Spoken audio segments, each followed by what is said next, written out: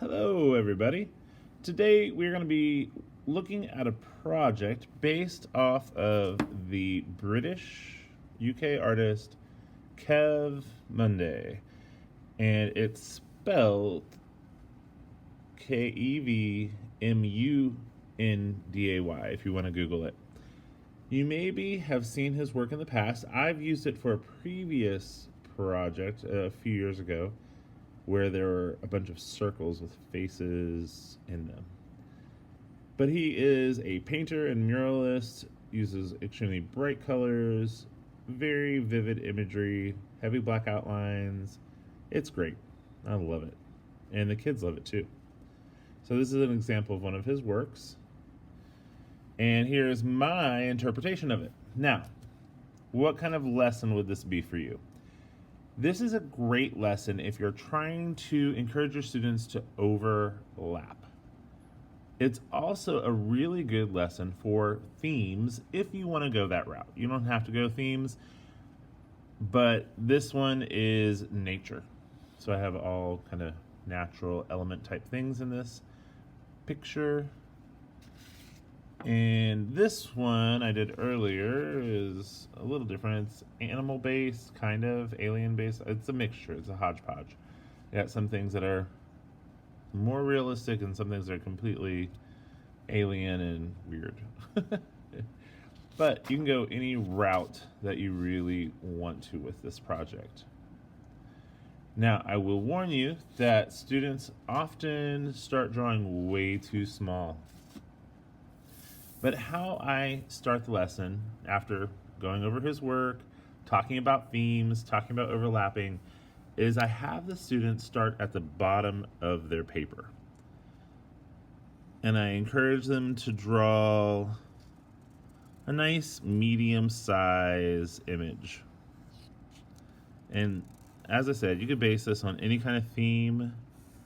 They can base it on any kind of theme if they want to do food, or sports, or monsters, whatever suits their fancy.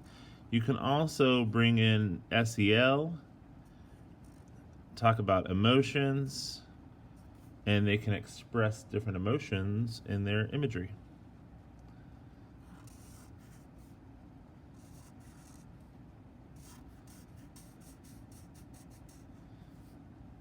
Now, some of the things you'll run into, students will say, does it need a body?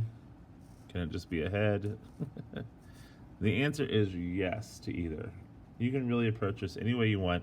It does work best if you're really just trying to focus on overlapping, if the images are more shape-like and not with a bunch of appendages coming off. But you can really do it any way that you want to. It's fine.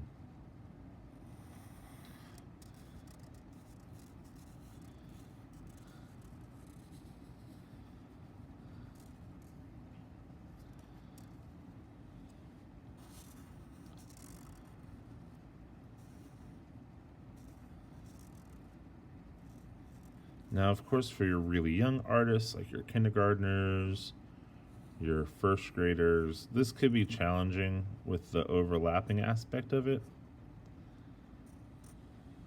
possibly. So you might want to use this more of a challenge for second on up, but really, you know your kids, you decide what's going to be best for them.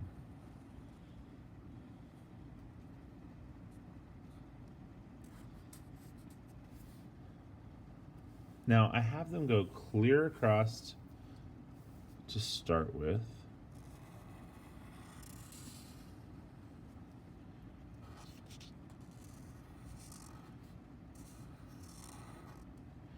And the kids will say, well, how many? You can give them a generality, but it really depends on how big they draw. It could be anywhere from probably 4 to 7 or 8. You don't want to do more than that because if they're doing that many, they're probably getting really small with their objects.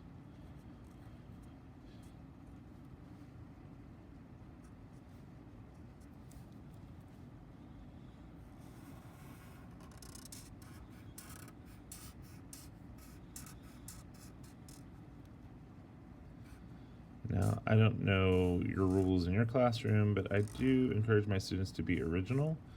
I don't want them using images from TV or comic books, movies, anything like that. I want them to be completely original ideas, or as completely original as possible. Now, that being said, this dude is giving me Chicken McNugget vibes from the 80s and 90s. So if you are an 80s and 90s kid, you may have thought that too. So, I don't know. Sometimes we are inspired and we don't even realize it. But yeah, I do like my kids to kind of create out of their own ideas and not just take from what they consume in media.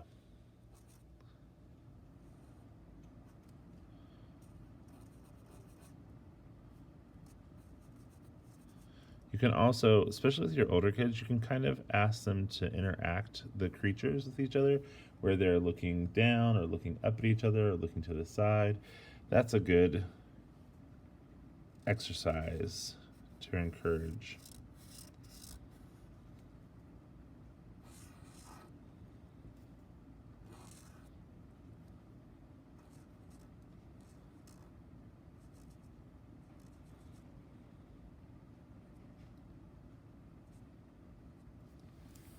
So you just keep going and overlapping, encouraging your students to make sure that they are overlapping in at least 2 spaces, if not more.